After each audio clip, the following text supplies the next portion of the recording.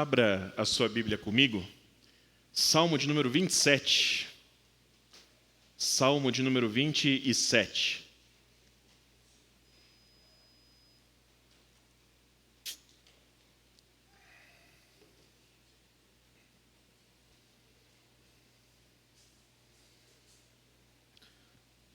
O texto vai ser projetado, meus irmãos, mas é muito importante que você deixe a sua Bíblia aberta durante a exposição da palavra de Deus. Salmo de número 27, diz assim a palavra do Senhor. O Senhor é a minha luz e a minha salvação. De quem terei medo? O Senhor é a fortaleza da minha vida. A quem temerei? Quando malfeitores me sobrevêm para me destruir, meus opressores e inimigos, eles é que tropeçam e caem. Ainda que um exército se acampe contra mim, não se atemorizará o meu coração, e se estourar contra mim a guerra, ainda assim terei confiança. Uma coisa peço ao Senhor e a buscarei, que eu possa morar na casa do Senhor todos os dias da minha vida, para contemplar a beleza do Senhor e meditar no seu templo. Pois no dia da adversidade, Ele me ocultará no seu abrigo, no interior do seu tabernáculo me acolherá, Ele me porá no alto de uma rocha. Agora será exaltada a minha cabeça acima dos inimigos que me cercam. No seu tabernáculo oferecerei sacrifícios de júbilo, cantarei e salmodiarei ao Senhor. Ouve, Senhor, a minha voz, eu clamo. Tem compaixão de mim e responde-me. Ao meu coração me ocorre, busquem a minha presença. Buscarei, pois, Senhor, a tua presença. Não me escondas, Senhor, a tua face. Não rejeites com ira o teu servo.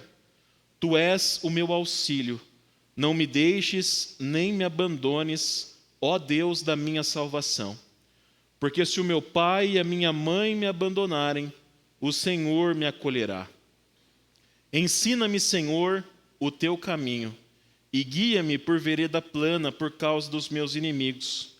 Não me entregues à vontade dos meus adversários, pois contra mim se levantam falsas testemunhas, e os que só respiram crueldade. Eu creio que verei a bondade do Senhor na terra dos viventes. Todos juntos, o 14. Espere no Senhor, anime-se e fortifique-se o seu coração. Espere, pois, no Senhor. Pai, fala comigo e com os meus irmãos esse momento. Que por intermédio do teu Espírito Santo, essa palavra seja conforto, seja consolo, seja paz, seja fonte de fortalecimento aos nossos corações.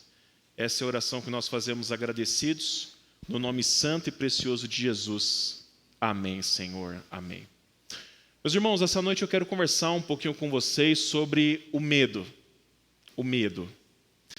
A psicologia, ela vai definir medo como um estado que decorre da consciência de um perigo, seja ele racional ou irracional, seja ele real ou imaginário. O problema do medo é que ele não é um sentimento que vem sozinho. Normalmente ele é um sentimento que vem acompanhado. Normalmente ele desencadeia outros sentimentos em nós, como por exemplo o pânico, crises de ansiedade, reações exageradas e uma série de outras coisas. Todos nós, até mesmo os mais machões, até mesmo os mais brutos que negam até a morte o tê-lo, têm medo de alguma coisa. Eu não vou perguntar se alguém aqui não tem medo de nada, porque é capaz de alguém ainda levantar a mão. Se o senhor Anísio falar que não tem medo de nada, eu acredito, mas os outros aqui, ninguém eu acredito.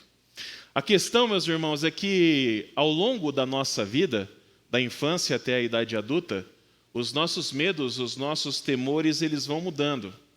Quando criança, nós temos medo do escuro, nós temos medo de barulhos, nós temos medo da chuva, nós temos medo de dormir sozinho e assim por diante. Quando chega a adolescência, os nossos medos variam. Nós temos medo, por exemplo, na adolescência de rejeição. Temos medo de não sermos socialmente aceitos. Nós temos medo de perder os nossos amigos, os nossos familiares. Nós temos medo do futuro, especialmente em períodos pré-vestibular, onde a gente tem aquele sentimento de que nós vamos decidir toda a nossa vida ali.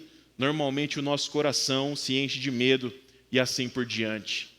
E na idade adulta, meus irmãos, quais são os nossos medos? Na idade adulta, os medos, eles multiplicam ainda mais. Nós temos o medo da morte, nós temos o medo de perder aquele que nós amamos, nós temos medo da violência urbana, temos medo da solidão, de envelhecer sozinho, sem ter ninguém, temos medo das nossas doenças, temos medo da nossa situação financeira, de não conseguir pagar os boletos nossos de cada dia, né? Agora que a Jaque é adulta, casou, ela está sentindo na pele alguns desses medos. Nós temos também muitas vezes, meus irmãos, medo de novos caminhos que se abrem diante de nós, novas perspectivas, um novo emprego, um novo relacionamento, um novo filho, um novo cargo, uma nova responsabilidade na igreja e assim por diante. Eu não sei para você, mas para mim o novo sempre é muito assustador, porque a gente não sabe o que virá, tudo é novidade. Diante disso, meus irmãos, já que o medo é uma realidade inevitável, nós precisamos saber então lidar com esse sentimento para que ele não nos domine e ao nos dominar atrapalhe então a nossa vida. Afinal de contas, como eu tenho falado, sentir medo é normal, ok? Sentir medo é normal, mas ser dominado, prejudicado e paralisado pelo medo, isso não é. No Salmo 27, o medo é o sentimento que permeia todo o texto. E quando a gente observa do primeiro ao último capítulo, a gente pode fazer uma divisão dele em 3 partes, elas são bem visíveis no texto. Na primeira parte, Davi ele vai expressar louvor ao Deus que o ajuda a vencer os seus medos. Na segunda parte do Salmo, ele fala sobre a importância de ter intimidade com Deus na luta contra os seus medos. E na terceira e última parte, ele vai falar sobre a importância de nós termos vida de oração para vencer os medos da nossa vida. Amém? Essas 3 partes são bem visíveis no texto. Eu quero falar rapidamente sobre elas. Nos versículos 1 a 3, nós vemos então uma expressão de louvor de alguém que vivenciou o medo, passou por uma situação difícil e foi liberto dele por Deus. O Senhor é a minha luz e a minha salvação. De quem terei medo? O Senhor é a fortaleza da minha vida. A quem temerei? Quando malfeitores me sobrevêm para me destruir, meus opressores e inimigos, eles é que tropeçam e caem. Ainda que um exército se acampe contra mim, não se atemorizará o meu coração, e se estourar contra a minha guerra, ainda assim terei confiança. Nesse desejo, meus irmãos, de louvar o Deus que o havia livrado de seus medos, Davi começa com uma declaração inicial. Ele começa declarando que o Senhor é para ele luz, salvação e fortaleza.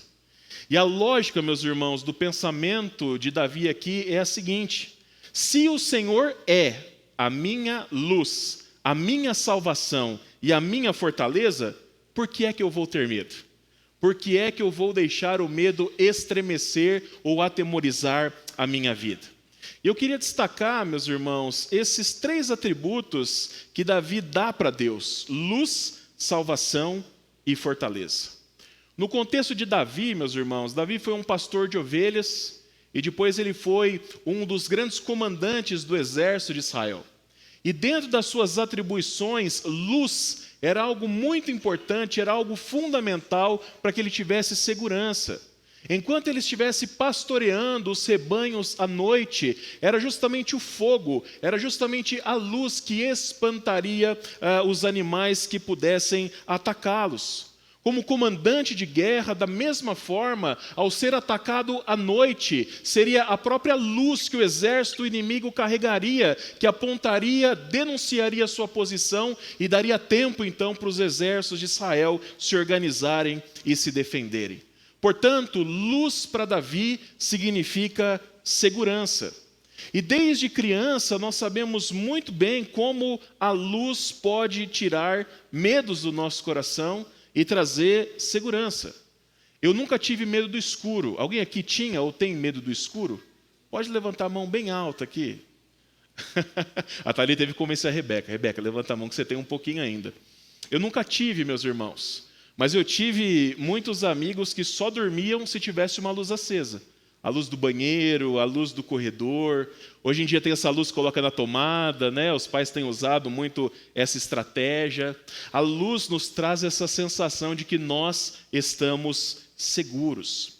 Quando éramos crianças e nós víamos monstros no nosso quarto e gritávamos para o nosso pai e para a nossa mãe virem nos socorrer, quando eles acendiam a luz, normalmente a luz revelava que o bicho-papão não era tão feio assim. Normalmente era um casaco pendurado, normalmente era um galho de uma árvore que estava aparecendo na janela ou algum objeto fora de lugar. Da mesma forma, quando nós lançamos a luz que vem de Deus sobre os nossos medos cotidianos, nós acabamos vendo no fim das contas que eles também não são tão grandes ou feios assim. E que com a luz de Deus, com a presença do Senhor ao nosso lado, nós podemos enfrentar e podemos vencer cada um dos nossos medos.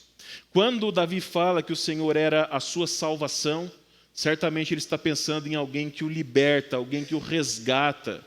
E é impressionante, meus irmãos, como em algumas situações o medo nos paralisa, não é verdade? Eu já tive situações em que diante do medo eu fiquei paralisado, eu não tinha reação. É impressionante como muitas vezes nós também acabamos nos tornando reféns dos nossos medos. O medo muitas vezes nos impede de nós nos posicionarmos diante das pessoas em alguns momentos. O medo nos impede de nós lutarmos pelos nossos sonhos, pelos nossos objetivos, sairmos da nossa zona de conforto.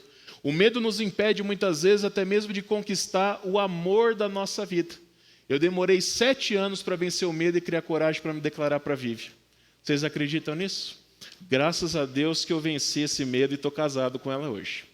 Nesse sentido, meus irmãos, dessa libertação, o Senhor é o nosso libertador. O Senhor é o nosso salvador.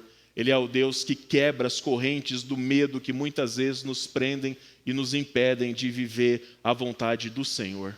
A Bíblia ela vai dizer que o atributo que Deus usa para tirar o medo de nós é justamente o seu amor, né? João vai dizer que Deus é amor, e na própria primeira epístola de João ele vai dizer que onde há o perfeito amor não existe medo, porque o amor de Deus lança fora todo o medo da nossa vida. Ele é o Deus que nos salva, Ele é o Deus que nos liberta desse sentimento. Por fim, Davi ainda se refere a Deus como a sua fortaleza.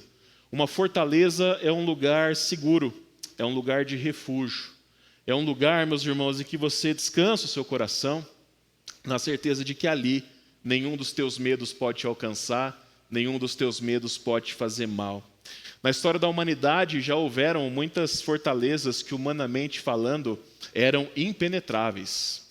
A própria Bíblia, no Antigo Testamento, quando o povo de Deus entra na terra de Canaã, nos mostra uma dessas cidades. Qual que era mesmo? Começa com G, termina com Có. Como é que era mesmo? Jericó. Muito bem, vocês estão sabendo, né? A cidade de Jericó, meus irmãos, eles tinham uma confiança acima do normal nas suas muralhas. Nós podemos lembrar também da cidade de Troia, na Grécia, estão lembrados? Também uma cidade indestrutível, né? Eles acabaram caindo quando ganharam um cavalinho de presente, né? Só que esse cavalinho estava cheio de soldados inimigos. Nós podemos lembrar de filmes e séries, como, por exemplo, O Senhor dos Anéis, Game of Thrones, o Vikings e tantas outras obras de ficção que nos mostram cidades que eram verdadeiras fortalezas intransponíveis. Mas uma coisa, meus irmãos, que todas essas fortalezas têm em comum é que ao longo da história todas elas caíram. Em algum momento elas foram conquistadas pelos seus inimigos pela razão do seu medo. Com Deus, nós podemos ter certeza e firme convicção de que as coisas são diferentes. Deus é a nossa fortaleza, onde os nossos inimigos e os nossos medos não podem encostar em nós. Deus é o nosso refúgio, sempre bem presente na tribulação, conforme o Salmo 46 nos mostra. E quando nos refugiamos nele, meus irmãos, nós nunca ficaremos desapontados, porque o nosso Deus é uma firme e segura fortaleza para nós em todos os momentos. Percebem aqui nesse momento a lógica de Davi? Se Deus é tudo isso para mim, e eu creio, confio nisso com todo o meu coração, então por que nutrir sentimentos de medo? Por que deixar o medo me paralisar? Em outras palavras, conforme Paulo fala em Romanos capítulo 8, 31, se Deus é por nós, quem será contra nós, meus irmãos? Aí na continuidade do Salmo, versículos 2 e 3, Davi apenas expressa o que aconteceria se os seus medos o atacassem. Por Deus ser minha luz, minha salvação e minha fortaleza, quando meus inimigos me atacam, são eles que tropeçam e caem. Por Deus ser minha luz, minha salvação e minha fortaleza, eu posso ser cercado e atacado, até mesmo por um exército, mas eu não temerei, eu confiarei no Senhor. Só que Davi ele tinha um segredo para que esse sentimento de fé fosse cada vez mais vivo, mais forte, mais intenso no seu coração. Versículos 4 a 6 vão dizer assim: uma coisa peço ao Senhor e a buscarei, que eu possa morar na casa do Senhor todos os dias da minha vida, para contemplar a beleza do Senhor e meditar no seu templo. Pois no dia da adversidade, ele me ocultará no seu abrigo, no interior do seu tabernáculo me acolherá. Ele me porá no alto de uma rocha. Agora será exaltada a minha cabeça acima dos inimigos que me cercam. No seu tabernáculo oferecerei sacrifícios de júbilo, cantarei e salmodiarei ao Senhor. Queridos irmãos, sabe qual é a essência daquilo que Davi nos diz nesse trecho? Se Deus é luz, salvação e fortaleza, então eu quero estar ao lado dele todos os dias da minha vida. Se Deus é luz, salvação e fortaleza, então eu quero estar bem perto dele todos os dias da minha vida. Aí ele completa dizendo por quê? Primeiro, para contemplar a beleza do Senhor. Segundo, para meditar no templo do Senhor. Terceiro, para ter abrigo em Deus no dia da adversidade. E quarto, para poder ofertar tudo ao Senhor como forma de louvor, como oferta de louvor e adoração a Deus. Para experimentar, meus irmãos, diariamente a luz, a salvação e a fortaleza que Deus é para nós, nós precisamos estar perto dele. Davi entendia isso e nós precisamos entender também. Eu sei que parece muito óbvio eu estar falando para crentes e falar que os crentes precisam ser íntimos e que os crentes precisam estar perto de Deus. Mas no atual momento, meus irmãos, é muito relevante que a gente lembre coisas que são óbvias, porque a atual geração de crentes tem sido marcada por crentes ateus. Já ouviu essa expressão? Crentes ateus. Nós temos visto, e eu li isso e concordo com isso, num artigo do pastor presbiteriano Ricardo Barbosa, nós temos visto crescer a cada dia o ateísmo cristão. O que é o ateísmo cristão? As pessoas se declaram crentes, as pessoas são batizadas, muitas vezes elas até frequentam os cultos no domingo, mas no seu dia a dia, na prática, elas vivem como se Deus não existisse.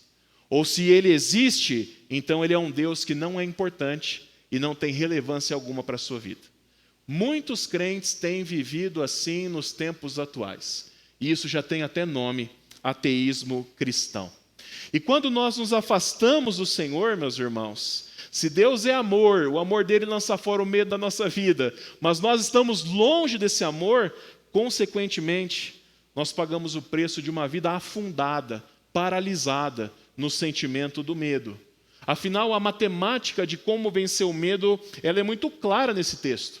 Quanto mais próximo do Deus que é a minha luz, minha salvação e minha fortaleza eu estiver, mais forte eu estarei para enfrentar e para vencer os meus medos. Ao mesmo tempo que quanto mais longe do Senhor, quanto mais longe da vontade dEle para a minha vida eu estiver, mais vulnerável e mais fraco diante do medo eu estarei. Se você tem sofrido duramente na sua vida por causa dos seus medos, isso pode ser um sintoma.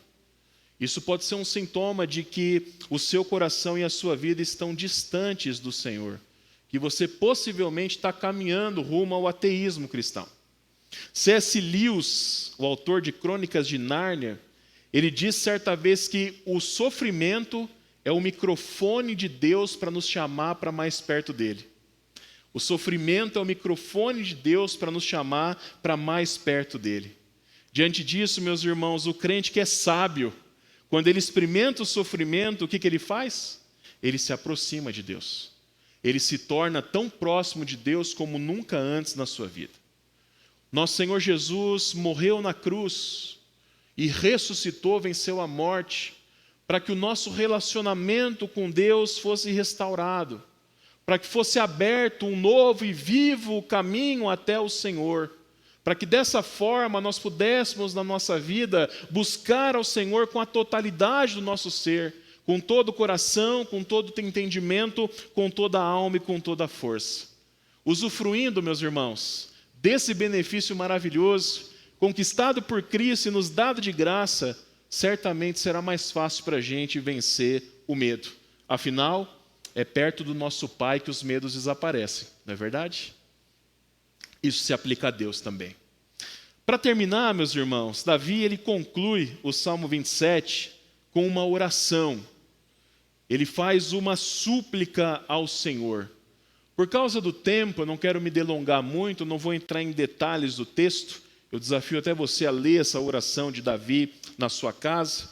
Mas eu gostaria apenas de dizer que diante de um salmo desse, mesmo com uma confissão de fé tão bonita, tão profunda, tão cheia de certeza, com um desejo tão profundo de buscar o Senhor, de estar na casa do Senhor, Davi termina o salmo com uma oração de súplica.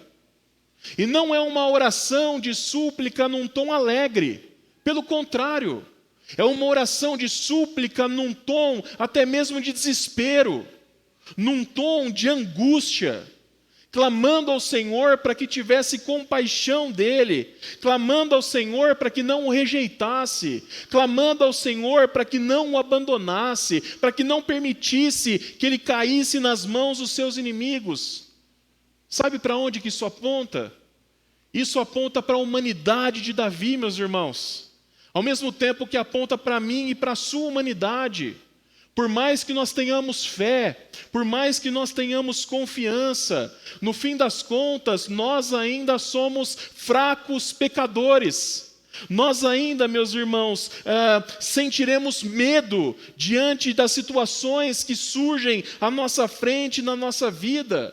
Por isso, a semelhança, a exemplo de Davi, é importante sempre orarmos ao Senhor, dizendo para Ele o quanto nós precisamos dEle.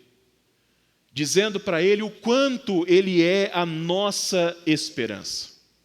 Essas palavras, meus irmãos, que vocês estão ouvindo agora nessa mensagem, elas são importantes para ajudar vocês, a dar lições para vocês, para vencer o medo diário. Mas a vida diária de oração nossa, no nosso quarto de oração, conforme Jesus nos mandou fazer, ela é fundamental e ela é indispensável para que esse sentimento de vitória sobre o medo perdure na nossa vida. Portanto, ore ao Senhor diariamente, tenha intimidade com o Senhor, exponha ao Senhor os seus medos, exponha ao Senhor as suas preocupações. Eu costumo dizer aqui algo que é fundamental para mim e para você: nós precisamos aprender a ser vulneráveis diante do Senhor. Nós não podemos esconder nada de Deus. Portanto, quando você estiver na presença do Senhor, rasga o seu coração. Fala dos seus medos, das suas angústias, das suas lutas, daquilo que você está passando, das suas preocupações. Deus não quer diante dele super-homens. Deus não quer diante dele mulheres maravilha. Deus quer diante dele, meus irmãos, filhos e filhas com um coração humilde, quebrantado, filhos e filhas que, assim como Davi, reconhecem que o Senhor é a nossa luz, a nossa salvação e a nossa fortaleza. E eu quero terminar o sermão dessa noite de forma prática. Eu não sei quais são os medos que você tem vivenciado, quais são os medos que você tem enfrentado, mas eu queria que nós, com toda a fé que nós temos no Senhor, pudéssemos colocar esses medos na presença de Deus agora. Vamos fazer isso? Eu vou convidar o louvor para vir à frente, nós vamos cantar uma canção na sequência, mas eu quero convidar você a ter esse tempo de oração. Abrir o seu coração diante de Deus e falar: Senhor, eu creio, o Senhor é a minha luz, o Senhor é a minha salvação, o Senhor é a minha fortaleza, e eu preciso do Senhor, porque eu tenho vivenciado medos com relação a isso, e eu preciso que o seu amor invada a minha vida essa noite e lance fora todos os medos do meu coração. Vamos fazer essa oração? Vamos? Se você puder e quiser se ajoelhar, ajoelhe. Se quiser orar sentado, fique à vontade. Nós teremos um tempo de oração silenciosa e logo na sequência nós iremos encerrar esse momento de oração com uma canção.